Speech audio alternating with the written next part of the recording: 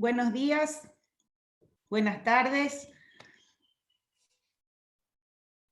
Bienvenidos a este encuentro. Muchas gracias por participar de este primer evento que organiza la Red Iberoamericana de Escuelas Judiciales a través del eje que se ha conformado para tratar la temática de la niñez y adolescencia en conflicto con la ley penal, a cargo del Instituto de Capacitación de las Provincias Argentinas y Ciudad de Buenos Aires, Reflejar, y el Centro de Estudios Judiciales del Uruguay, quienes han asumido el compromiso de trabajar sobre este eje a lo largo de este año y el año que viene, y hemos conformado un plan de trabajo en conjunto con UNICEF. Este plan comienza hoy con esta maravillosa presencia del doctor Ricardo Pérez Enrique, que nos brindará una conferencia que durará aproximadamente 45 minutos, una hora, y luego habrá un espacio de media hora para preguntas. Les pedimos que las preguntas, por favor, las realicen en el chat. Pueden realizarlas a mí, a María Rosario G, o a Lorena Spickerman, o bien al chat, y luego nosotros se las transmitiremos al doctor para que las vaya contestando. Entonces, dicho esto, para comenzar y presentar esta conferencia, vamos a escuchar a la ministra del Tribunal Laboral de Apelaciones del primer turno y directora del Centro de Estudios Judiciales del Uruguay, la doctora Rosina Rossi. Doctora Rossi, la escuchamos. Muchas gracias. Buenos días a todas y a todos. Buenos días, doctor Ricardo Pérez Manrique. Buenos días. Las colegas de este eje de investigación sobre niñez en el marco de la RIAEJ me han honrado con un pequeño espacio para que yo presente al doctor Ricardo Pérez Manrique. Y lo voy a presentar no como comúnmente ocurre con un currículum que va haciendo énfasis en el presente y luego tímidamente va hacia atrás. Lo voy a hacer exactamente al revés. Me voy a afianzar en el atrás, en el más atrás. ¿Por qué? Porque el doctor Ricardo Pérez Manrique, a quien conozco desde hace más de 30 años, por ser él juez y por ser yo también juez de Uruguay, el doctor Ricardo Pérez Manrique es juez de carrera en Uruguay, como somos todos los jueces, o al menos el 98% de los jueces. ¿Qué significa esto? ¿Y qué significa en el caso de Ricardo Pérez Manrique? Que tuvo prácticamente 30 años de dedicación a la magistratura y pasó por todos los grados de la pirámide judicial de Uruguay. ¿Qué significa esto? Que trabajó como juez en el lugar más alejado desde la capital y muy probablemente más pobre del país, que recorrió escalón por escalón la pirámide del poder judicial y dignificó al país llegando a ser ministro de la Suprema Corte de Justicia de Uruguay, presidente de la misma, ocupó la Secretaría Permanente de Cumbres de los Poderes Judiciales de Iberoamérica, en un país como Uruguay, en que los jueces tenemos total independencia, también del poder político de turno. ¿Qué significa esto? Que el doctor Pérez Manrique trabajó directamente con las personas que necesitaban de la justicia para la solución de su problema, que por ello puede tener empatía con los problemas de las personas, que este tema que abordará hoy no es solo teoría para Pérez Manrique, es teoría enriquecida con la práctica desde el llano.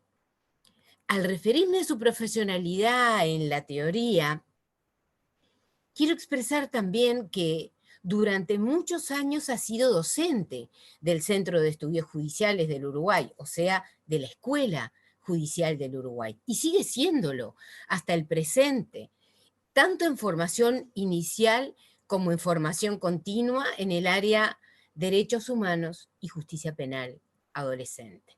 Y algo más para terminar. que no solo es docente, sino que antes y también hoy está siempre dispuesto, abierto, entusiasmado para colaborar en la construcción de la formación de los jueces y del derecho de la dignidad de las personas. Bienvenido, Ricardo Pérez Manrique. Gracias. Muchas gracias. Bien, para mí es un honor compartir con todas y todos ustedes estos momentos, esta hora larga de trabajo. Debo empezar con una sensación que es muy reciente y que coincide con esta oportunidad de hablar de justicia penal adolescente. Un querido amigo y colega que ya ha editado un código de la niñez y adolescencia comentado y anotado, lo publicó hace unos 7, 8 años y está en las puertas de su segunda edición y me pide un segundo prólogo. Entonces yo le pedí, bueno, qué pasó desde el punto de vista normativo en el Uruguay entre el primer prólogo o la primera edición de tu libro y este prólogo de ahora. Después vamos a ver cuáles son los resultados. Los resultados son un avance sobre las garantías y un avance sobre la especialidad de la consideración que los adolescentes deben tener respecto del derecho interno, del derecho penal adolescente y cómo el proceso de reformas se ha ido en el debate sobre seguridad pública atemperando, deteniendo y luego ingresado en un camino de retroceso. Pero el comienzo tienen las cosas y en función de ese recuerdo y de esa consideración que después vamos a hacer en las conclusiones, me interesa hacer una muy breve reseña de cuáles son los elementos desde el punto de vista del derecho internacional de los derechos humanos que nos permiten decir cuáles son los parámetros o elementos fundamentales para definir una justicia penal. Primero quiero hacer una distinción. La traducción del inglés nos hace referencia a una justicia penal juvenil. Y justicia penal juvenil es en los países europeos, yo sé que hay gente de España, por ejemplo, mirándonos, una justicia que no solo va hasta la mayoría de edad de las personas, sino que va un poquito más allá, mientras las personas son jóvenes, con un sistema disminuido de responsabilidad penal. Es decir, en la ley orgánica de España este proceso estaba previsto entre los 18 y los 21 años, pero luego finalmente creo que quedó sin efecto, no llegó nunca a aplicarse. Entonces, para mí, en la región hay que hablar de derecho penal adolescente, porque, como vamos a ver, la Convención prevé una edad mínima y una edad máxima, para ser responsable desde el punto de vista del derecho penal adolescente y una edad máxima que es cuando se pasa a ser mayor de edad. Los artículos claves en la Convención del Derecho del Niño son el artículo 37, el 40 y también el artículo 25, que establece el principio de revisión periódica de las sanciones. Simplemente y muy rápidamente, a mí me parece que el artículo 37 prohíbe la libertad, prohíbe que la privación de libertad ilegal o arbitraria, la detención y el encarcelamiento solo se puede hacer de conformidad con la ley y la privación de libertad siempre es último recurso y durante el periodo más breve que proceda. El niño privado de libertad tiene derecho a ser tratado con la humanidad y el respeto que merece la dignidad inherente a la persona humana. Se deben tener en cuenta sus necesidades, debe estar separado de los adultos y mantener contacto con su núcleo familiar. Se consagra el principio de un rápido acceso a la asistencia jurídica y de otro tipo adecuada, porque un niño o un adolescente no solo tiene derecho a la asistencia jurídica a través de un defensor o defensora, sino también al al acompañante, al asistente que esté allí conteniéndolo permanentemente respecto de la comparecencia ante una autoridad competente, independiente e imparcial, que vaya a decidir sobre su situación. El derecho al niño en el 40 a ser tratado de manera acorde con el fomento del sentido de su dignidad y el valor, que fortalezca el respeto por los derechos humanos y las libertades fundamentales de terceros, y en las que se tenga en cuenta la edad del niño y la importancia de promover su reintegración. Y este es uno de los aspectos que a mí me parece muy importante resaltar ya ab initio, que es la cuestión de trabajar con ese ser humano que está empezando su vida y que realiza un acto o omisión que significa una violación de la ley penal, trabajar de manera de lograr su reinserción social y de que pueda integrarse a la sociedad conforme a su dignidad y admitiendo un marco de respeto básicamente y reconocimiento del otro. Estos niños, estos adolescentes, cuando comparecen ante los juzgados, muchas veces tienen una seria dificultad para reconocer al otro como un igual, porque su proceso de conformación ha llevado a que el otro aparezca como alguien distante, como que no integra, como que no integra el mundo. Por eso a veces se cometen actos de extrema violencia por parte de algunos adolescentes. El numeral 3 del artículo 40 establece el principio de especificidad, que es un principio básico del derecho penal adolescente. Otro criterio ya de soft law, que es muy importante, es la observación general número 10 del Comité de Derechos del Niño, denominada Los derechos de los niños y niñas y adolescentes en la justicia de menores. Y de ahí quiero destacar, porque esto va a ser el motivo de nuestra conversación, que el comité hace referencia a un punto sobre el cual vamos a volver después, que es la relación de la justicia penal adolescente con la seguridad pública. Y el comité reconoce que la preservación de la seguridad pública es un objetivo legítimo del sistema judicial. Sin embargo, considera que la mejor forma de lograr ese objetivo consiste en respetar plenamente y aplicar los principios básicos y fundamentales de la justicia de menores proclamados en la Convención. Es decir, esto es uno de los grandes debates que hay en nuestras sociedades en este momento. El debate entre una justicia de menores con todas las garantías, o de adolescentes con todas las garantías, y aplicando la matriz, el estándar establecido en los documentos internacionales, o un estándar puramente represivo.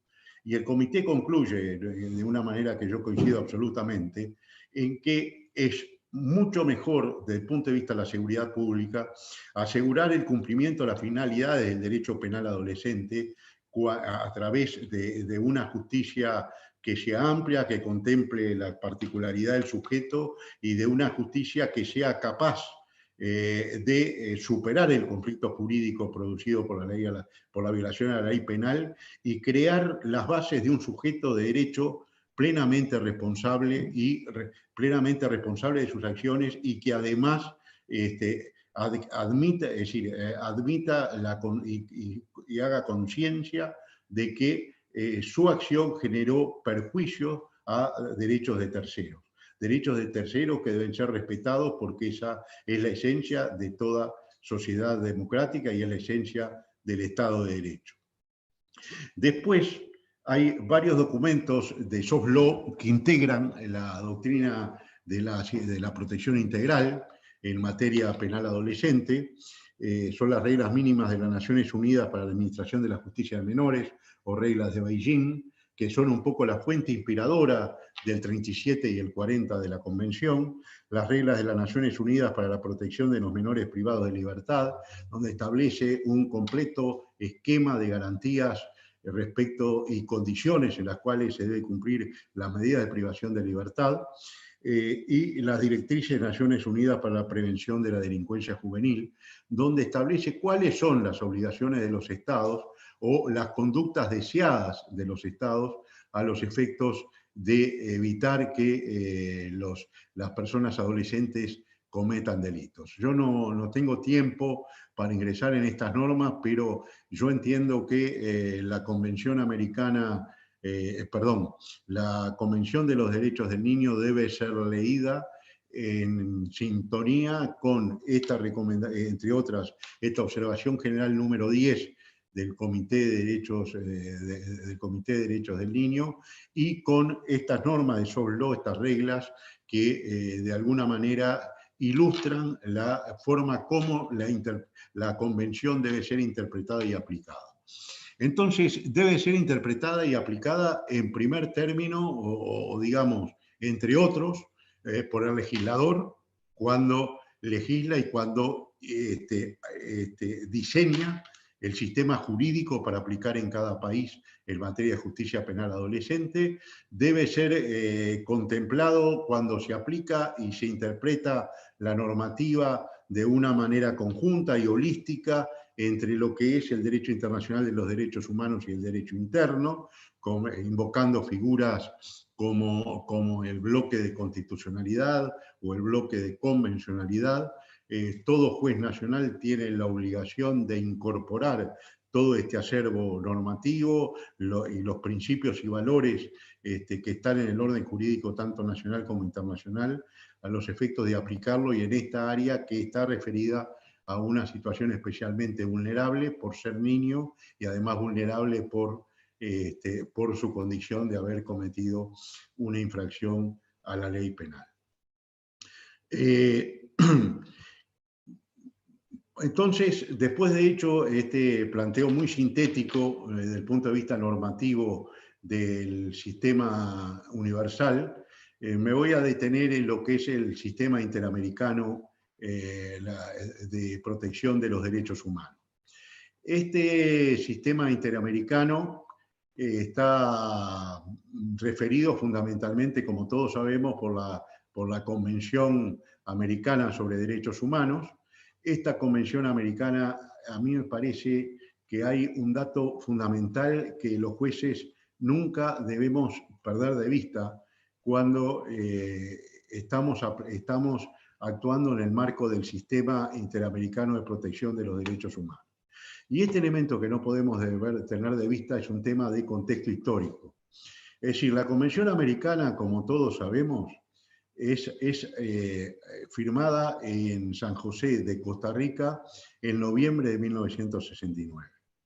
O sea que 30 años después, se aprueba en diciembre de 1900, casi 30 años después, se aprueba en diciembre de 1989 la Convención de los Derechos del Niño. Entonces, ¿cuál es la relación entre estos dos sistemas de protección?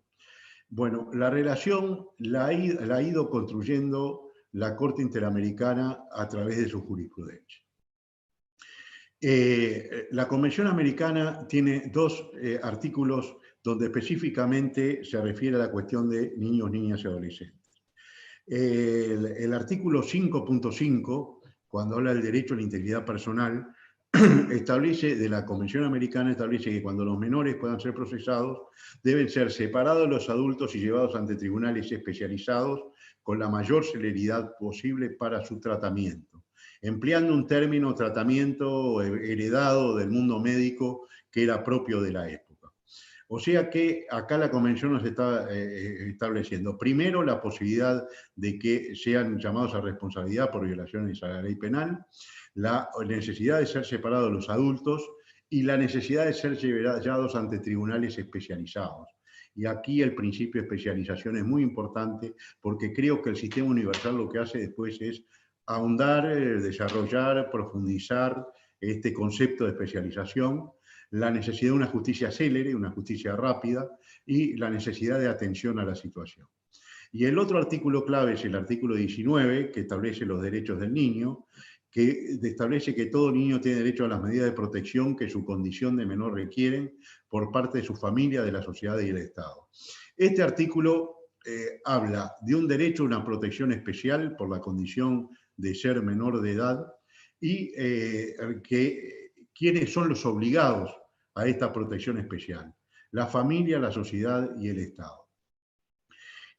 ¿Cómo la Corte articula el sistema universal y el sistema americano de protección?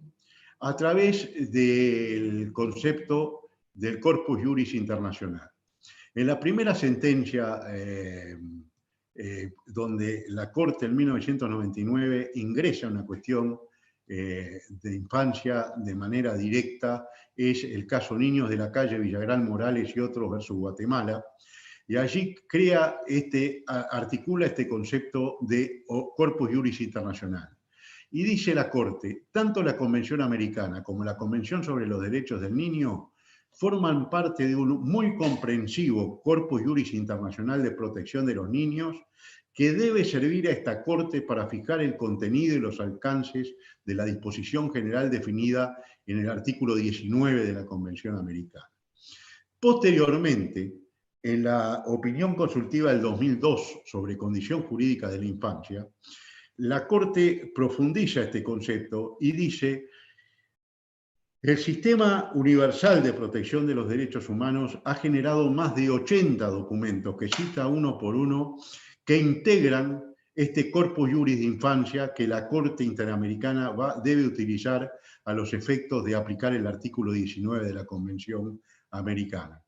Y es por esta vía que se articula la existencia de múltiples normas en materia de infancia, constituyendo un derecho común que tiene en el plano de los derechos, del derecho internacional de los derechos humanos, reconoce fuentes del sistema universal de Harlow y de Soslow y fuentes del sistema interamericano, no solo a través de los casos contenciosos de la Corte, sino de las opiniones consultivas. He citado esta y cito, por ejemplo, la opinión consultiva del 2014 sobre el derecho de los niños en contexto de movilidad humana, que es una opinión consultiva solicitada por los países fundadores del Mercosur, donde la Corte dice que en ningún caso los niños migrantes pueden ser privados de libertad en el sentido que prevé la Convención de los Derechos del Niño y que prevén las reglas respectivas sobre el punto. ¿De qué manera la Corte Interamericana ha desarrollado su jurisprudencia respecto de infancia? Bueno, hay varias sentencias. Yo voy a citar dos que me parecen bien importantes y después voy a hacer un resumen de cuáles son los estándares que la Corte Interamericana ha definido respecto de infancia y en el contexto de la justicia penal adolescente. Un caso es el de Mendoza versus Argentina, que es la situación de varios jóvenes que, siendo menores de 18 años de edad, son condenados por la justicia argentina en base al derecho vigente al cumplimiento de una condena de cadena perpetua revisable a los 20 años. Entonces ahí la Corte ingresa a la consideración si es convencionalmente aceptable la aplicación de estas condenas a personas que cometieron el delito siendo menores de edad. Y la Corte dice que las penas de privación de libertad se deben de aplicar como última ratio y por la máxima brevedad posible, la necesidad de limitación temporal desde el momento de su imposición de su duración, y estas penas de cadena perpetua son indeterminadas, la revisión periódica de las medidas de privación de libertad de los niños, niñas y adolescentes, y la Corte ha considerado que la prisión y reclusión perpetua por su propia naturaleza no cumple con la finalidad de la reintegración social de los niños. Si bien los derechos procesales y sus correlativas garantías son aplicables a todas las personas, en el caso de los niños el ejercicio de aquello supone, por las condiciones especiales en las que se encuentran estos, la adopción de ciertas medidas específicas con el propósito de que gocen efectivamente de dichos derechos y garantías. Se invoca el artículo 5.5 de la Convención Americana y la Corte concluye que conforme al principio de especialización, se requiere el establecimiento de un sistema de justicia especializado en todas las fases del proceso y durante la ejecución de las medidas o sanciones que eventualmente se apliquen a los menores de edad que hayan cometido delitos y que conforme a la legislación interna sean imputables. Esto involucra tanto a la legislación o marco jurídico como a las instituciones y actores especializados en materia de justicia penal adolescente. Y la Corte dice claramente, en el párrafo 150, a fin de cumplir con dichas obligaciones en materia de justicia penal juvenil, los Estados deben contar con un marco legal y políticas públicas adecuados que se ajusten a los estándares internacionales. Las medidas tienen que ser destinadas a la prevención de la delincuencia juvenil a través de programas y servicios que favorezcan el desarrollo integral, y en este sentido los Estados deberán, entre otros, difundir estándares internacionales sobre los derechos del niño. En otra sentencia, caso de los hermanos Landaeta, Mejías y otros versus Venezuela, del 27 de agosto del 14, la Corte maneja el principio de la privación de libertad como excepción y el concepto de justicia separada, una justicia separada de la de los adultos. Y dice, la Corte estima, en el párrafo 163, que la privación de libertad en el ámbito de la justicia penal juvenil solo podrá excepcionalmente justificarse en los casos previstos en la ley, la cual deberá establecer con claridad sus causas y sus condiciones, así como la competencia de instancias judiciales especializadas en la materia. Y la Corte sostiene que hay que articular una justicia separada para adolescentes que sea claramente diferenciada del sistema de justicia penal de los adultos, tanto a nivel normativo como institucional. Hay otra sentencia emblemática que es del 2004, la sentencia del Instituto de Reeducación del Menor, Panchito López versus Paraguay, en la cual la Corte sostiene la necesidad de que en los establecimientos de reclusión de adolescentes se sigan planes educativos que respeten el derecho del niño a su autonomía, al desarrollo de un proyecto de vida, y que la detención no pueda afectar el derecho a la vida, al desarrollo y el concepto de una vida digna, a llevar inclusive en condiciones de reclusión. La Corte reivindica aquí también el principio de especialidad de la justicia. Y este tema de proyecto de vida en el momento de estar privado de libertad es esencial, y esto yo le pido a quienes me están escuchando que comparen con la situación de los establecimientos de reclusión en nuestros países. Yo les voy a hacer una reseña de cuáles son los estándares que la Corte Interamericana ha desarrollado a través de estas sentencias y de las opiniones consultivas en materia de justicia penal adolescente. Primero, la Corte establece que la jurisdicción especial para niños, niñas y adolescentes debe partir del reconocimiento de su especial vulnerabilidad ante los procedimientos judiciales, así como el mayor impacto que genera en ellos el enfrentarse a un juicio penal. Indudablemente, un niño de 13, 14, 15 años no sufre el mismo impacto que un adulto cuando debe comparecer ante un juez y cuando puede terminar sometido a perder su libertad ambulatoria. Es excepcional la privación de libertad de niños, niñas y adolescentes en instituciones debido a los riesgos implícitos y a la limitación para la realización de sus derechos. Objetivamente, una institución total de encierro es un ámbito que, más allá de las proclamaciones, implica una disminución de derechos que van más allá de la libertad ambulatoria de cualquier persona y mucho más de los niños, niñas y adolescentes. El poder del Estado de garantizar el orden público no es ilimitado. Esta es la relación con el concepto de seguridad. La detención debe darse con sujeción al cumplimiento de los requisitos, tanto materiales, circunstancias señaladas expresamente en la ley, como formales. Sujeción a los procedimientos. En caso de detención arbitraria, la vulnerabilidad del detenido se agudiza, circunstancia que no puede descuidarse a la hora de investigar los hechos.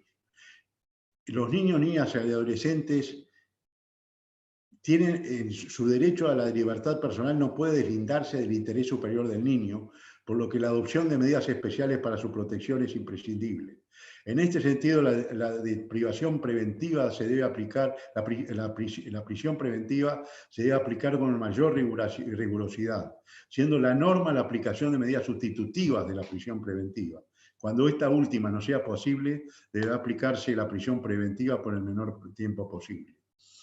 Algunos derechos de las personas al momento de ser detenidas: ser informados de las razones que originan la detención, poner en conocimiento de la situación a los familiares y funcionarios competentes, revisión médica a cargo del personal competente y no en presencia de policías. Todo este momento de la detención tiene que ser rodeado de garantías especiales cuando se trata de niños, niñas, adolescentes. El Estado es el garante de los derechos de las personas privadas de libertad. Para garantizar los derechos a la vida y la integridad personal, el Estado debe proveer las condiciones mínimas compatibles con la dignidad humana mientras se encuentran recluidos. En el caso de los niños, niñas y adolescentes, se debe asegurar que no se destruyan sus proyectos de vida como consecuencia de la privación de libertad, por lo que la educación y condiciones de vida son prioritarias. Es un deber del Estado garantizar el derecho a una atención médica adecuada durante el tiempo de detención, dado que compromete el derecho a la integridad personal y en general los derechos del niño. Los derechos de los niños, niñas y adolescentes en situación de detención son la excepcionalidad de la detención por el periodo más breve posible, principio de última ratio. La determinación del tiempo de duración de la privación de libertad debe darse desde el principio, en el mismo momento de dictarse la sentencia de condena. El principio de separación de los adultos. El personal encargado de custodia y vigilancia debe estar debidamente capacitado. La garantía del derecho de comunicación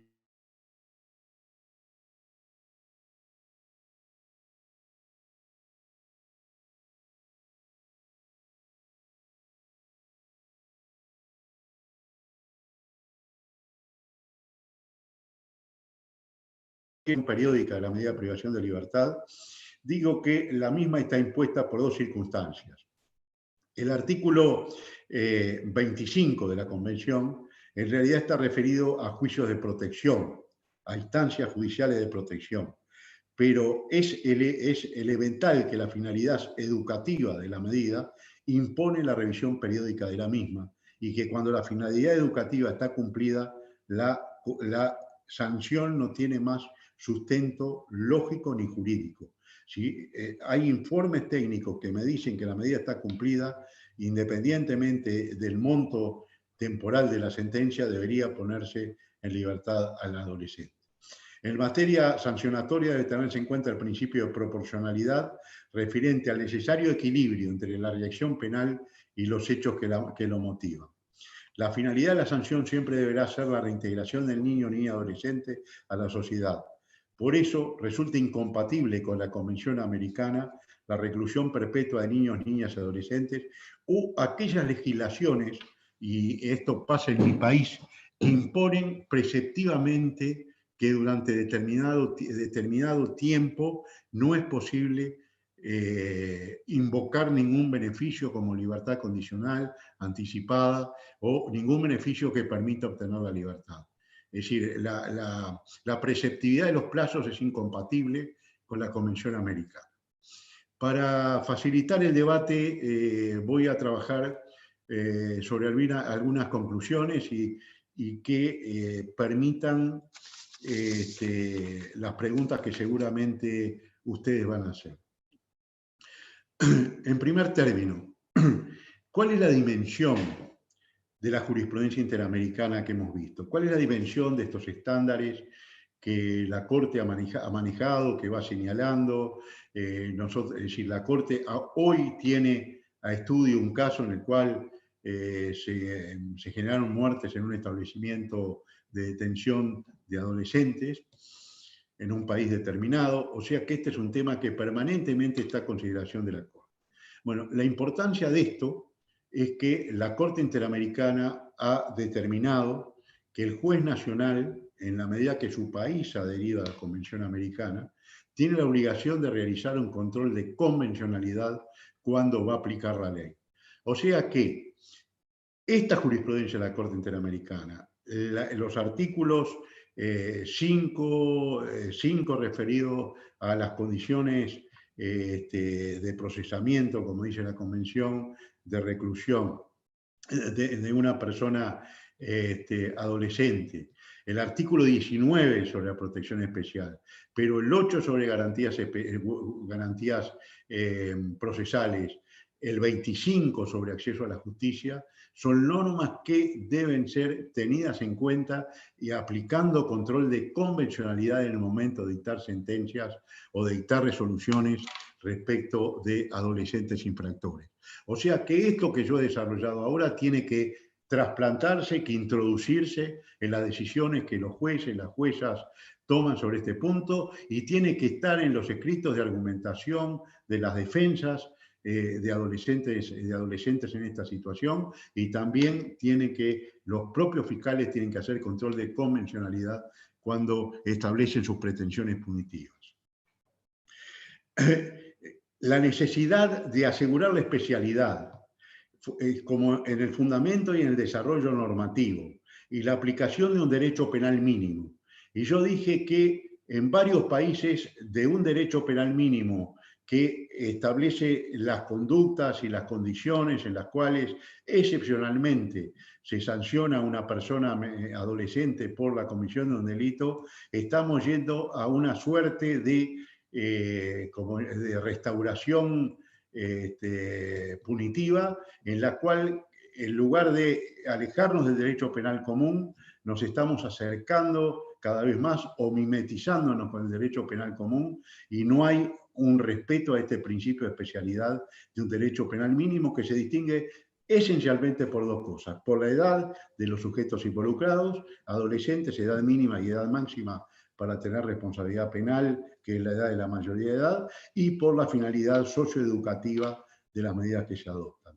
Y también la dimensión orgánica de la especialidad, la necesidad de una justicia especializada y el acceso de los niños, de los adolescentes, a una justicia penal de calidad y especializada, y con personas, con actores, tanto jueces, fiscales como defensores, que tengan una experiencia en esta materia tan especial. Ya expliqué lo de justicia juvenil o adolescente. El tema del acceso a la justicia, ya la Declaración Americana de abril de 1948 establece el principio de que toda persona puede ocurrir ante los tribunales para hacer valer sus derechos, y los niños, niñas y adolescentes tienen derecho a ocurrir ante los tribunales para que sus derechos sean contemplados con todas las garantías del debido proceso. Esta discusión inacabada sobre el tema de la seguridad pública hace mucho más ruido, digamos así, en las sociedades un delito cometido por un adolescente que un delito cometido por un adulto. Y si vamos a los porcentajes de delitos que cometen los adultos y los adolescentes, muy rara vez superan un dígito la cantidad de delitos cometidos por los adolescentes en relación al 95 o 96% de los delitos cometidos por los adultos. Lo que pasa que vende más del punto de vista de los medios que decir que un adolescente cometió un delito. La necesidad de prever sanciones, es decir, no me gusta, se habla de medidas, pero en realidad las medidas son sanciones, y que asegurar una finalidad no retributiva y que sea realmente socioeducativa de la medida que se adopte, sea o de privación de libertad, y preferir las medidas alternativas a la privación de libertad. Pero no, no el sustento retributivo, no se paga tanto porque se cometió tal delito, sino que se paga tanto y eso evoluciona en función del proceso educativo de la persona y del proceso de integración a la sociedad. ¿Y cuáles son los elementos que debe contemplar un proceso realmente educativo de las medidas? Bueno, por supuesto, tiene que tener un contenido educativo de creación de un sujeto de derecho, de creación de ciudadanía responsable. Tiene que ser proclive a que el adolescente asuma la responsabilidad por la conducta cometida, Por lo tanto, esto lo va a ayudar a fortalecer el respeto a los derechos humanos y a las libertades fundamentales de terceros que fueron agredidas mediante la comisión del acto ilícito, y a robustecer, a fortalecer los vínculos familiares y sociales del adolescente que le permita reinsertarse a la sociedad una vez que ha cumplido la medida. Y la medida tiene que cumplir dos requisitos, obviamente: ser proporcional a la conducta y ser idónea, apta para cumplir esta finalidad educativa. Y si la finalidad educativa, reitero, la medida hay que declararla por cumplida. ¿Cuál es la realidad histórica que vivimos en la región? Bueno, la región estamos en, y con esto termino, en el continente más desigual del planeta. Estas desigualdades llevan a que los niños, niñas y adolescentes se desarrollen y crezcan en situaciones de desigualdad manifiesta y con serias dificultades de integración social. Y esto provoca que haya una clientela, entre paréntesis, entre comillas, digamos así, una clientela del sistema de justicia, de justicia penal juvenil, que arroja un perfil que se reitera en todos los casos. Es decir, niños con muy poca o ninguna inserción escolar, niños con dificultades de inserción social, niños con dificultades de reconocer al otro, porque han sido criados en un ambiente en el cual su ámbito de afectos es muy reducido, y ese es el material humano con el que trabajamos. ¿Sí? Y el rol fundamental de un juez penal de adolescentes es asegurar las garantías, asegurar que ningún niño ni adolescente se le va a aplicar ninguna sanción si no es realmente responsable de la comisión de una conducta ilícita. Y yo llamo la atención sobre la enorme responsabilidad que tienen los jueces y juezas adolescentes en la etapa de ejecución de la sanción. Porque en la etapa de ejecución de las sanciones es donde se cometen las mayores violaciones a los derechos humanos de los niños, niñas y adolescentes. Allí es cuando hay que asegurar la dignidad humana de estos chicos y chicas y la dignidad humana que les permita crear, avanzar en un proyecto de vida que les permita luego ser ciudadanos, incorporarse como ciudadanos responsables a la sociedad. Muchas gracias, es lo que tenía que decir, y quedamos abiertos a las preguntas.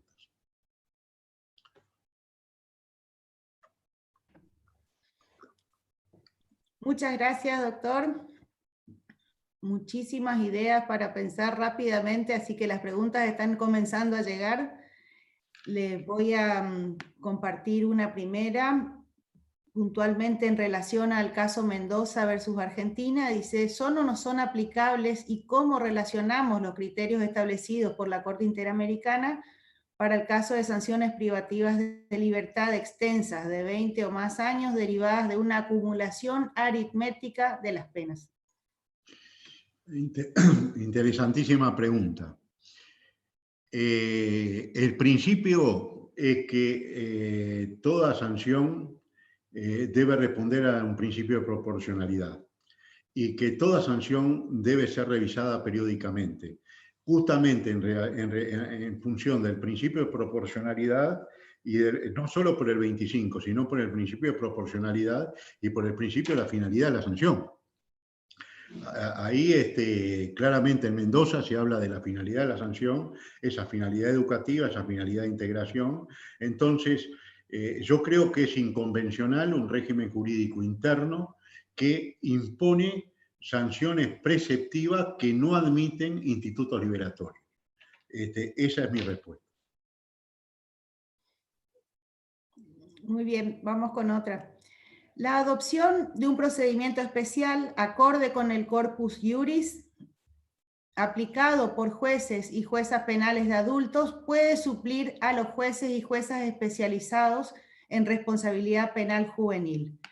Pregunto porque la sociedad y particularmente los medios de comunicación se ensañan cuando un menor comete un delito grave, pero luego a la hora de crear tribunales especializados se aduce que el número de menores en conflicto con la ley penal no justifica el gasto en dichos organismos. La adopción de un procedimiento especial acorde con el corpus iuris, perdón, estoy releyendo porque la repitió. Allí termina la pregunta. ¿Qué pasa con esta tensión entre que son pocos y luego al momento de crear organismos se considera que no es suficiente como para crear una justicia especializada, penal especializada. Yo voy a complejizar más la pregunta, en este sentido. Supongamos un país en el cual tenemos un sistema de justicia penal adolescente que realmente funciona. Ahí son unos cuantos países. Pensemos en las instancias posteriores.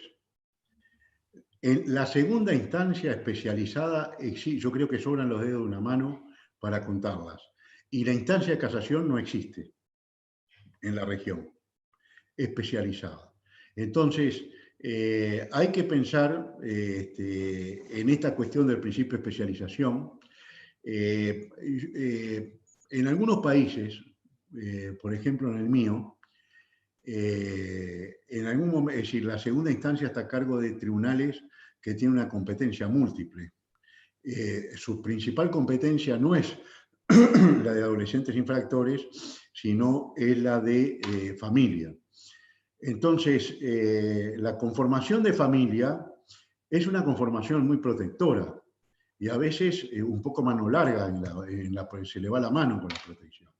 Entonces, por eso es necesaria una especialización y ahí hay un tema que hay que compaginar, la disponibilidad de recursos a los sistemas judiciales, que son escasos, con la necesidad de capacitar adecuadamente cuando no hay recursos para instalar un juzgado especializado por el número de casos, etcétera, para capacitar adecuadamente a los jueces, juezas, defensores y fiscales que tienen que atender más de una materia penal, más de un tipo penal, más de un tipo de asuntos penales en función de su en función de la poca cantidad de asuntos que hay.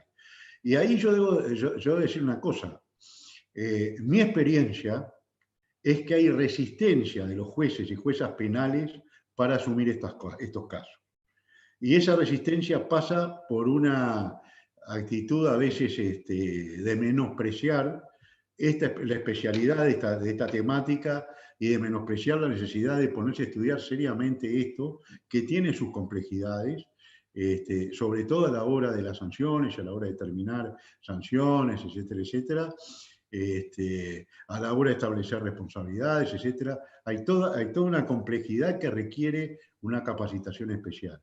Entonces, lo ideal sería que hubiera especialización en todas las instancias, y lo ideal, o lo necesario, diría yo, y lo que se impone, es que si no hay especialización en todas las instancias, haya así la capacitación necesaria para tener, recursos humanos adecuados para cumplir con la normativa internacional y con las propias constituciones. Todas las constituciones establecen una diferencia entre personas mayores y menores y un tratamiento diferenciado. Eso está en todas las constituciones de la región. En relación con lo que estaba diciendo, doctor, hay una pregunta que si considera que debiera ser obligatoria la capacitación para magistrados y funcionarios en la materia. Bueno, yo pienso que la capacitación de jueces y juezas debe ser obligatoria siempre, porque el juez y la jueza, primero, cumplen una función pública, una función que es esencial a los efectos de los derechos y libertades de los ciudadanos. Por eso los jueces y juezas tenemos un estatuto determinado, pero ese estatuto no los excluye de la obligación y la responsabilidad de experticia en lo que hacen. Y esa experticia, en este caso, por ejemplo, en este caso es elemental, solo se adquiere con capacitación, porque muy pocas universidades capacitan para esto. Nos preparan para aplicar un derecho penal adolescente, para aplicar los derechos humanos en materia de infancia, etcétera, etcétera. Y es evidente que necesitamos una capacitación específica. Doctor, otra pregunta dice, ¿cómo entiende usted la idea de resocializar o reintegrar en estos países de nuestra región, dentro de los más desiguales del planeta, ¿a qué se estaría reintegrando un adolescente? Excelente pregunta. Yo le podría responder esta pregunta en un plano puramente filosófico o haciendo voluntarismo puro. Yo voy a ser muy cruel con la respuesta que voy a dar. Yo me conformo con un sistema que prepare a ese adolescente que cometió un delito para integrarse con alguna herramienta que el sistema le confiera, con algún oficio, con alguna posibilidad de ganarse la vida o de insertarse en la vida, y que lo prepare para sobrevivir sin cometer delitos. Creo que eso es esencialmente en nuestras sociedades y en nuestra situación lo que podemos exigir como resultado final de la aplicación de un sistema de justicia penal adolescente. No podemos crear ni Einstein, ni podemos crear personas que puedan vivir prescindiendo del ámbito social y de la sociedad en la que están. Entonces hay que prepararlos para vivir en la sociedad en la que están, pero que no vuelvan a cometer delitos, porque se están agrediendo a sí mismos y están agrediendo derechos de terceros. Y la no agresión a derechos de terceros es esencial en el Estado de Derecho y es esencial para la convivencia. Doctor, en relación a la ejecución de la pena, dice, en muchos países, una vez alcanzada la mayoría de edad, son trasladados a unidades penales de adultos, lo que atenta a un tratamiento especializado y por ende resulta inconstitucional. Agradezco infinitamente esta pregunta porque es un tema que tenía anotado para hablarlo y se me escapó. Muchísimas gracias por la pregunta. Es muy claro que el principio de especialidad en la ejecución de la sanción lleva a que se mantenga el régimen de privación de libertad y de aplicación de la sanción a la cual la persona tiene derecho por las condiciones en que cometió el delito. En este caso, cometió un delito como adolescente, se debe prorrogar en el tiempo las condiciones para cumplir la sanción en que cumplen los adolescentes. Por supuesto, es admisible que infractores a la ley penal adolescente que tienen más de 18 años puedan estar separados, pero separados de los otros adolescentes que cometieron delitos menores que ellos, pero separados de los adultos que cometieron delitos. O sea que el principio es que la especialización se mantiene en función de la época en que se cometió el delito. Por supuesto, ahí podrán cambiar después de los 18 años, después de la mayoría de edad, algunas de las finalidades, no de la finalidad de la sanción, sino de la forma de atención que esa situación requiere. Pero en definitiva, en la línea de la que contesté la pregunta anterior, cumpliendo la sanción, puede ser en establecimientos especiales, pero no de adultos, o no en contacto con adultos. Yo vi en Francia, por ejemplo, hace unos años, una cárcel que se dividía por plantas y en las cuales había una planta dedicada a adolescentes y que no estaban en contacto con los adultos y tenían un sistema de recreo, de ejercicio de deportes y todo eso, que no había ningún contacto con los adultos. Y bueno, yo creo que eso puede ser admisible, pero vuelvo a repetir, en la medida que se mantenga el régimen de la responsabilidad a la que se está respondiendo por la fecha de comisión del ilícito. Doctor, en relación a preguntan, por un lado, ¿qué le parece la utilización de los métodos alternativos de resolución de conflictos? Y por otro lado, ¿qué le parece la aplicación del juicio por jurado para menores? Bien. Primera cosa. Yo creo que hay que acudir a la mayor cantidad de medidas alternativas a la sanción que se pueda. Eso está está en Beijing, está en la Convención, está en la Observación General, está en todos los documentos sobre la temática, y que la mediación, yo alguna vez he definido que la mediación es la medida ideal desde el punto de vista de la justicia penal adolescente, porque es una medida que a partir de la asunción de responsabilidad, porque no se puede entrar en un proceso de mediación si no hay asunción de responsabilidad, permite que el adolescente reconozca al otro y lo reconoce reparando el daño. Por lo tanto, todas las finalidades que hemos visto de las medidas se cumplen en la mediación. Sobre el juicio por jurado para adolescentes, no me gusta. No me gusta porque son adultos no especializados que terminan juzgando a un adolescente. Está bien, es un veredicto sobre hechos, pero sinceramente a mí no me gusta.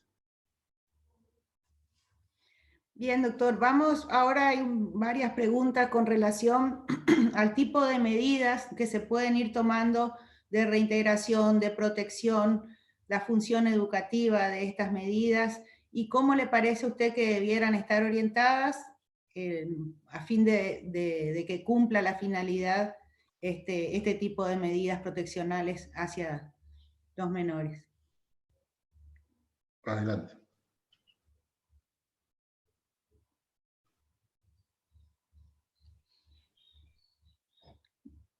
Doctor, ¿escuchó mi pregunta? No, no la escuché. Por favor, Bien. ¿la puede repetir? Sí, cómo no. En relación a las funciones de las medidas proteccionales que deben tomar los jueces, ¿qué tipo de medidas aconsejaría y qué le diría a los jueces cuando tienen que disponer medidas para reintegrar o integrar nuevamente o educar? ¿Qué tipo de medidas podrían tomar y qué consejo le daría a los jueces en este sentido? Enchufame la máquina. Perdón, tengo un tema técnico que lo estamos solucionando. No, decía que primero, ¿cuáles son las orientaciones que hay sobre esta cuestión? Primero, la orientación es que la privación de libertad debe ser la medida de último recurso y se debe aplicar por el menor tiempo posible. O sea que la primera línea de orientación en una decisión es que la privación de libertad es medida de último recurso y por el menor tiempo posible. Si no tengo, es decir, si tengo que aplicar medida de privación de libertad, yo creo que es interesante en la sentencia establecer objetivos de la medida. Es decir, estos objetivos de reinserción, en fin, que esos establecerlos. ¿Y para qué? Para que en el proceso de supervisión de la ejecución, que es judicial también, se pueda ir midiendo de qué manera se cumplen esos objetivos. Si yo me derivo a medidas alternativas, también, es decir, semilibertad, digo, todas las medidas que se nos pueda ocurrir, es decir, todo eso siempre es bueno, me parece a mí, que en la sentencia establecer cuáles son los objetivos de la medida que se toma a partir del tema de la reinserción, etcétera, etcétera, porque esos objetivos, en la medida que después permiten ir tomándole el pulso, digamos, ir midiendo de qué manera se van cumpliendo, ayudan mucho en la etapa de ejecución y permiten determinar si efectivamente la medida cumplió su finalidad o no. Y además hay otra cosa muy importante: si yo establezco, supongamos, privación de libertad por X cantidad de tiempo, si en esa X cantidad de tiempo la medida no cumplió los objetivos, bueno, cumplido el tiempo, la persona tiene que ser puesta en libertad, ¿verdad? Eso es muy importante también. Digo, la medida la finalidad educativa no puede significar condenas indeterminadas. Doctor, una pregunta puntual de gente del interior de los países donde no hay especialidad y la seguridad pública tiene un mayor peso, exigiendo la sociedad las sanciones de privación de libertad. ¿Cómo pueden sostener los jueces este tipo de decisiones? Bueno, yo he sido juez en el interior y he sufrido esa presión, o sea que todos los jueces estamos sometidos a esas presiones y a otras. Yo creo que hay que manejarse tratando de mantener un buen criterio de comunicación, un buen nivel de comunicación, pero reconozco que no es un tema fácil, porque, vuelvo a repetir, no en balde estamos en un mundo, por lo menos en la región, en este proceso que yo llamo de contrarreforma, donde cada vez más se están intentando borrar los límites que separan a la mayoría de la minoría de edad en cuanto a las consecuencias de la comisión de delitos, ¿no? No tengo la solución mágica para eso. Hay que trabajar. Bien. Doctor, con relación a esta situación de pandemia, usted hace unos meses mencionaba que la conectividad en estos momentos tendría que tener carácter de derechos humanos, y están preguntando también que cómo afecta tanto en los procesos penales en este momento el problema de la conectividad, y en sociedades tan desiguales como las latinoamericanas, ¿qué podemos ir haciendo en este sentido? Bueno, yo creo que hay que levantar el tema, la exigencia de conectividad como un derecho. Ustedes me dirán, bueno, pero también se puede, es un derecho, el derecho a la energía eléctrica, el derecho al agua, sí, por supuesto, pero este es un derecho de esta época y que la pandemia ha hecho especialmente necesario, y yo diría que imprescindible, para mantenerse conectado y relacionado con el mundo. Yo digo que en esta situación de pandemia, en que las cosas principales de la comunicación humana pasan por la red, el que no tiene acceso a la red está incomunicado, y se vuelve algo que Yuval Harari, el pensador israelí, señala como uno de los grandes riesgos de una sociedad hiperconectada, hiperdesarrollada desde el punto de vista tecnológico, que es que haya bolsones de población que están invisibilizados, o sea, que no son visibles del punto de vista de la comunicación, que no son tomados en cuenta. En fin, corremos el riesgo en este continente tan desigual de que enormes sectores de población, por no tener acceso ni a energía eléctrica y menos en que sean invisibilizados por la sociedad. Por eso esto es un derecho humano que se ha vuelto fundamental y cada vez más imprescindible, y hay que exigir que los gobiernos tengan políticas de conexión, de dimensión, a una política de comunicación que cubra todo el territorio.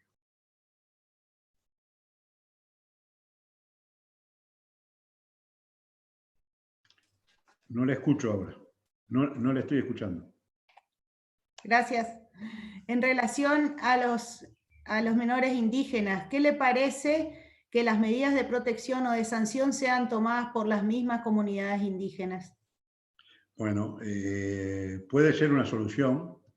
Yo creo que las comunidades han desarrollado experiencias muy útiles, muy importantes, y que por lo menos es un tema muy complejo, pero que por lo menos sería bueno que los jueces abriéramos oídos y nuestros ojos a las experiencias de la justicia indígena a la hora de determinar las sanciones y sobre todo ámbitos de cumplimiento de esas sanciones. Doctor, en relación a la edad a partir de la cual son responsables, hay varias preguntas en relación a esto porque los diferentes países constantemente vuelven a discutir sobre esta cuestión. Sí, las edades van entre 12 y 14 años aproximadamente. Yo creo que es decir, inclusive la observación general hace un avance ahí sobre edades. Yo creo que que la franja de responsabilidad, como máximo, la edad, es decir, lo más atrás que puede ir es a los 12 años, por supuesto hasta los 18 como edad de la mayoría de edad que está en la propia convención, pero que la franja debería ser entre 12 y 14 años. Algunos países han optado por 13, otros por 14, otros por 12. Ahí se genera toda una polémica. ¿Qué pasa cuando con 11, 12 años, por ejemplo, si la edad es 13, con 11, 12 años se comete un delito que es grave? ¿Cuál es la reacción que debe tener el Estado cuando no puede aplicar el derecho penal adolescente? Esos son temas de muy interesante discusión y que no han sido totalmente solucionados todavía. Pero la franja es entre 12 y 14 años. Bien, por otro lado, volviendo a la discusión que plantea usted en su exposición, dice, hay que tener en cuenta también que han delinquido, que han hecho un daño irreparable a la vida y al derecho de otros, y por ende deben cumplir con una sanción mínima, aunque sea. Valorar sobre la situación de hechos delictivos perpetrados y que no sigan sumando un prontuario y salgan por la otra puerta. Yo no dije eso, yo no hablé de otra puerta. No, esa es el comentario que le estoy leyendo. Ah, perfecto. No, yo lo que digo es que tiene que haber una respuesta y cuáles son las características de la respuesta que hay que adoptar. Indudablemente, usted sabe que voy a responder la pregunta con un poco de historia. Cuando empezamos a discutir temas de la Convención. Es decir, hay que recordar que la Convención de Derechos del Niño tuvo un desarrollo latinoamericano muy importante. De hecho, hay importantísimos actores jurídicos de la región que han abordado estos temas. No quiero hacer nombres porque no quiero olvidarme de ninguno. No quisiera cometer o afectar intereses, afectar nacionalidades, porque por ahí nombro gente de países y hay en otros países gente muy importante que ha aportado. Digo, hay un aporte muy general, muy importante de la doctrina latinoamericana sobre esta temática. Y esos aportes han llevado a toda una verdadera doctrina que hace a la construcción de las respuestas que un sistema debe dar en un contexto de infracción a la ley penal. Y todas esas respuestas apuntan a estas dos cuestiones, ¿no? Por un lado, el tema de la no privación de libertad o la privación de libertad como último recurso y por el menor tiempo posible. Pero, ¿por qué digo que quiero hacer una referencia histórica? Cuando empezamos a discutir estos temas con la Convención, yo diría preconvención, en 1985, cuando España empieza a discutir, Italia tiene una ley de 1985 sobre responsabilidad penal adolescente, y después España tiene su ley orgánica posterior. Ahí la discusión era si seguíamos como la doctrina de protección integral, diciendo estos son niños en situación irregular, vamos a protegerlos, es decir, no les podemos aplicar el derecho penal, es una herejía aplicarles derecho penal. Y bueno, y ahí yo recuerdo un autor italiano, Gaetano Di Leo, que tiene un libro sobre el derecho de los adolescentes a ser responsabilizados, a ser responsables por sus actos, como todo ser humano. Y esta es la esencia de la cosa. La esencia es que hay un principio de responsabilidad que se hace efectivo de una manera especial a través del derecho penal adolescente, y ese también es un derecho de aquel que, no solo de la sociedad que quiere que la persona no siga delinquiendo, sino también es un derecho del propio adolescente a ser responsable de sus propios actos, a ser un sujeto de derecho íntegro, capaz de ser un soporte de derechos, pero también de reconocer obligaciones en el marco del Estado de Derecho y, cuando incumple sus obligaciones, de asumir las consecuencias de ese incumplimiento. esta idea histórica de responsabilización tiene que ver con eso, de que tampoco un sistema de perdona tutti, de que porque son adolescentes no se juzga, es un sistema que está adaptado a la idea de la Convención y del derecho internacional de los derechos humanos. Sí, por supuesto, el delito bagatela, ¿no? Porque la respuesta penal tiene que ser mínima, por eso derecho penal mínimo, el delito bagatela tiene que ser dejado de lado, aquellos delitos donde el adolescente, por ejemplo, un adolescente, ¿qué delito puede cometer contra la administración pública? ¿Qué noción puede tener de que está cometiendo un delito contra la administración pública, algunos delitos que cometemos los adultos, a veces inconscientemente? Es decir, esa es la idea es responsabilizar por las cosas que son realmente importantes, pero si responsabilizamos, habrá consecuencias, y las consecuencias son las sanciones o medidas, y esas medidas se graduarán en función de la responsabilidad. Pero la idea no es esto no es un perdona tutti, esto es responsabilizar por las cosas que la sociedad realmente debe reprochar a una persona más allá de su edad, teniendo en consideración su edad a los efectos de medir las consecuencias del reproche.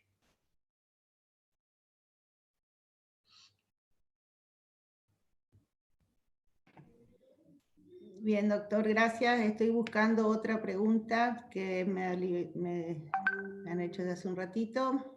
A ver si la encuentro. En principio, le adelanto una más, por favor, mientras encuentro esta otra pregunta. Preguntaban, en la Argentina hay obligación de informar al registro de reincidencia los casos de los menores, si esto sería inconstitucional, ponerlos en el registro de reincidencia a los menores. ¿Qué pasa con su derecho a la imagen, etcétera? Bueno, ese también es todo un tema. Y tiene que ver con el avance de un sistema que, vuelvo a repetir, un sistema que cada vez acerca más a los adolescentes que cometen delitos con los adultos. Yo creo que en nuestro país se creó también, en la medida que ese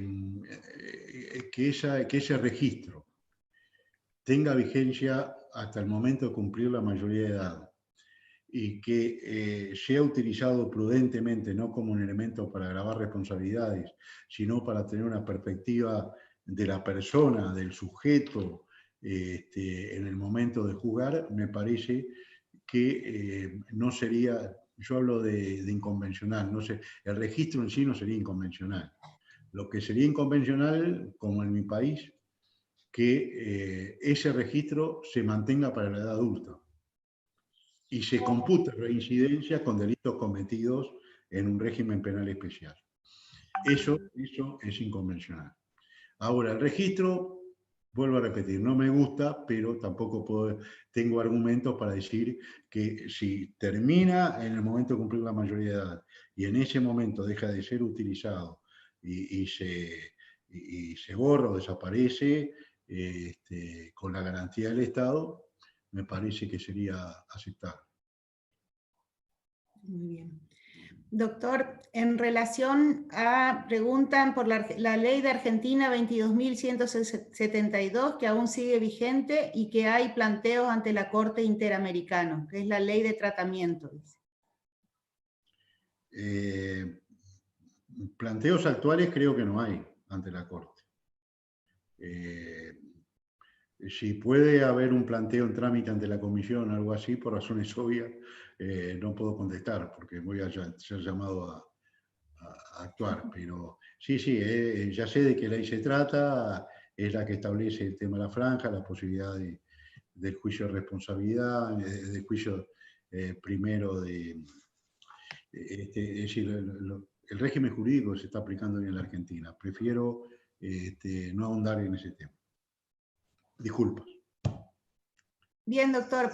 Para finalizar esta parte de preguntas, quisiera proponerle que le brinde un mensaje especialmente dirigido a los jueces, defensores, asesores que están participando de esta conferencia mayoritariamente. Ellos son los destinatarios y ha tenido una muy buena respuesta de muchísimos países. ¿Qué palabras finales le diría para que sigan asumiendo sus funciones en este momento? El mensaje, que no bajen los brazos, que siempre se guíen, como todo operador jurídico, por la norma jurídica, y que tengan en cuenta que no estamos solos y aislados ni en otros países, sino que bloque de constitucionalidad, bloque de convencionalidad, que tienen a disposición herramientas muy importantes como la que hemos desarrollado hoy, y que tienen en los países de la región la aplicación de hacer control de convencionalidad de la normativa aplicable y aplicar al caso concreto los estándares del derecho internacional de los derechos humanos. Yo sé que es una lucha dura, que el discurso de seguridad se impone mediáticamente, y se impone a veces en nuestras propias casas, pero estamos donde estamos, no solo porque pasamos por la Facultad de Derecho, sino porque estamos donde estamos porque asumimos la función pública y la responsabilidad pública de juzgar, de hacer ejecutar los juzgados, de defender a las personas que comparecen ante la justicia, o en el caso de los fiscales, determinar si hay una responsabilidad y en su caso la consiguiente respuesta de parte del Estado en el plano punitivo.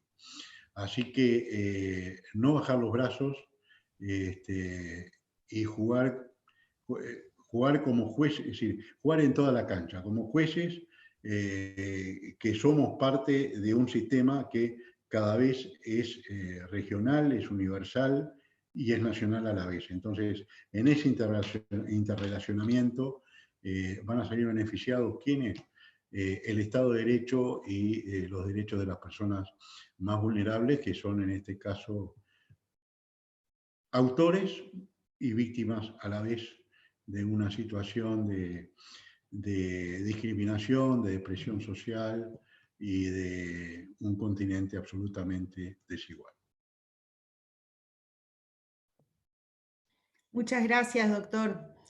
Vamos a pasar ahora a dar un cierre a este hermoso encuentro que tuvimos. Le voy a dar la palabra entonces a la ministra del Superior Tribunal de Justicia de la provincia de Entre Ríos, de Argentina, presidenta del Instituto de Capacitación de las Provincias Argentinas, Reflejar, la doctora Claudia Misahuac. Claudia, la escuchamos, por favor. Bueno, buenos días a todos, a todas, todos aquellos que nos han seguido, un importante número de magistrados, de magistradas, de funcionarios y funcionarias. No me quiero olvidar de ninguno, no quiero hacer omisiones, pero tengo aquí anotado que nos acompañan magistrados y magistradas y funcionarios y funcionarias de Chile, de Bolivia, de Ecuador, de Venezuela, de Guatemala, de Colombia, de Honduras, de Panamá, de Perú, de Paraguay, de España, de Uruguay, por supuesto, y de Argentina. Bueno, esto nos da un enorme empujón, digo yo, porque para enmarcar esta charla, esta exposición, las cualidades del doctor Pérez Manrique son únicas, su trayectoria, como lo dijo Rosina al comienzo, también es muy especial, muy específica con esta materia. Pero yo quiero contarles a todos aquellos que están conectados y que a lo mejor no lo saben, que esta exposición es en el marco de la RIAEJ, de la Red Iberoamericana de Escuelas Judiciales, que es un brazo, el brazo de capacitación de la Cumbre Iberoamericana. Cumbre Iberoamericana en la que también ha tenido un rol protagónico el doctor Ricardo Pérez Manrique. Y debo decirle además que nosotros, Reflejar, que somos las escuelas de los poderes judiciales de las provincias argentinas, que nos acompañan hoy de casi todas las provincias argentinas, pertenecemos a la JUFEJUS, a la Junta Federal de Cortes. Entonces yo no podía terminar esto sin agradecerle al doctor Pérez Manrique y transmitirle el saludo de la presidenta de la Junta Federal de Cortes, la doctora María del Carmen Battaini, que hoy no nos pudo acompañar, no pudo estar presente, pero el doctor Pérez Manrique sabe, porque es un gran amigo de la JUFEJUS, es un gran amigo de la Junta Federal de Cortes, nos ha acompañado en innumerables oportunidades, así que bueno, transmitirle el saludo, y yo no tengo más que agregar nada a esto, porque acá se ha dicho todo, se ha podido preguntar con absoluta libertad. Agradecer solamente la generosidad, porque realmente es esto, más allá de la idoneidad y de sus conocimientos, la gran generosidad del doctor Pérez Manrique. Con esto quiero despedirme y saludarlo a todos ustedes, nada más. Gracias, Claudia. Muchas gracias. Gracias a ustedes. Saludos a todos y a todas. Gracias. Muy bien, damos por terminada esta transmisión. Los esperamos en el próximo encuentro. Gracias para todos.